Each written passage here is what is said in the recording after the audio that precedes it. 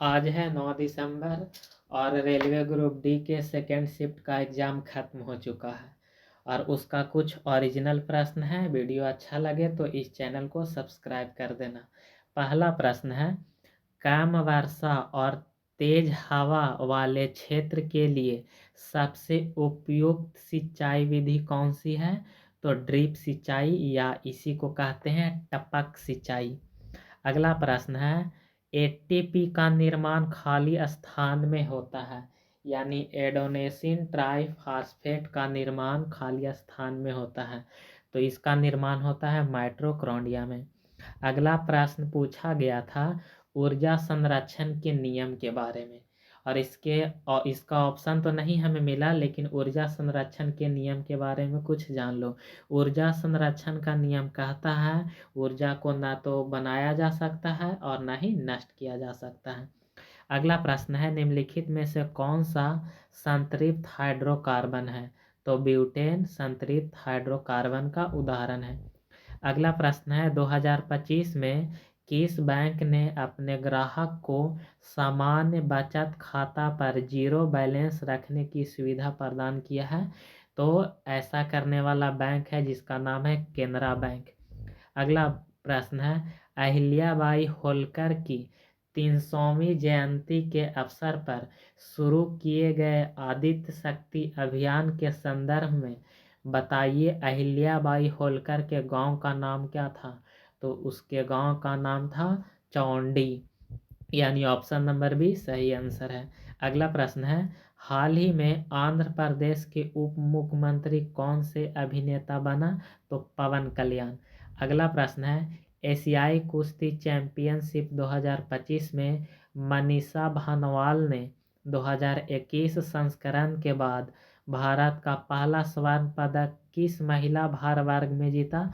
तो 62 किलो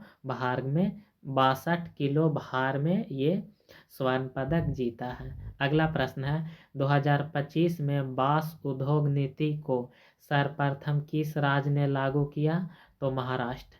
अगला प्रश्न है, 2024 के भ्रष्टाचार धारणा सूचकांक में अमेरिका को कितने अंक दिया गया? तो 65 अंक दिया गया, यानी 65वां स्थान दिया गया। अगला प्रश्न है, आपदा जोखिम न्यूनीकरण के लिए संयुक्त राष्ट्र सासाकावा पुरस्कार 2025 किसे प्रदान किया गया? तो डॉक्टर मृत्युंजय महापात्रा को यह पुरस्कार दिया गया।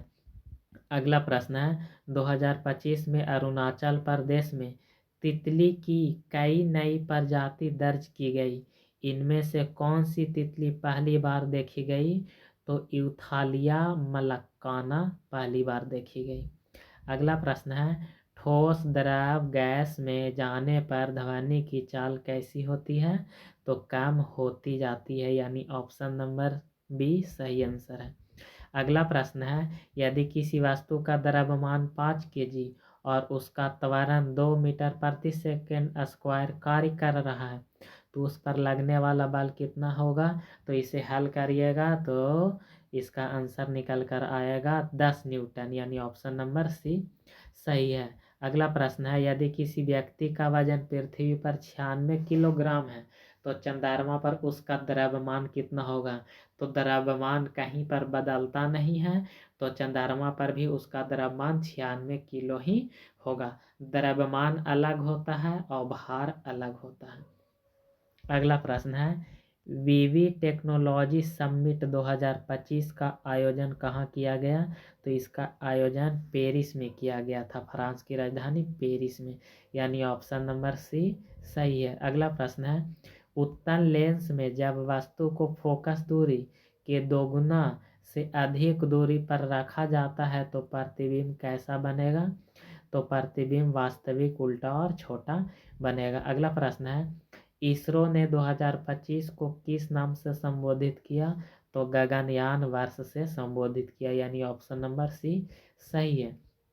अगला प्रश्न है, फ्लोएम का वह मुख्य घटक कौन सा है जो भोजन का परिवहन करता है? तो चालनी नलिका। अगला प्रश्न है, द्रव्यमान संख्या हमेशा किसके बराबर होता है?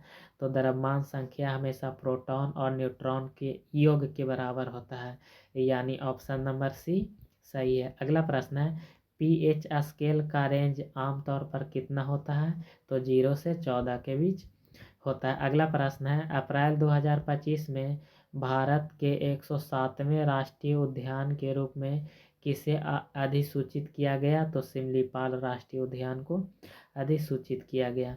अगला प्रश्न है 2025 से 26 के बजट में केंद्रीय स्तर पर कितने अटल टिंकरिंग लैब स्थापित करने की घोषणा किया गया, तो 50,000।